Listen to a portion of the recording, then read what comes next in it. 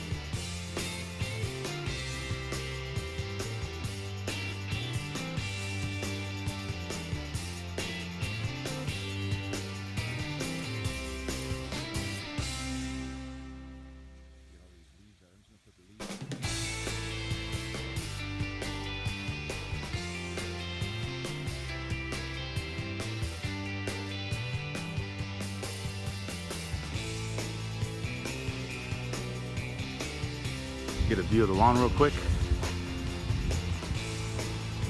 Gonna clean that up. And we will get started right now. This is grass right here. Hey, how you doing?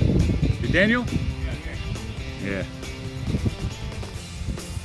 Nice grass, nice lawn.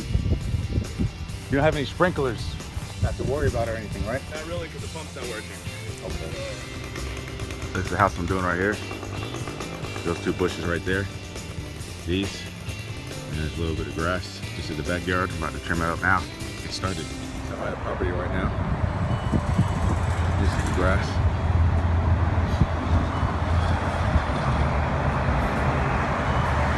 Got hedges too, but you should have cut the grass. The grass is very overgrown. So we're gonna get started now.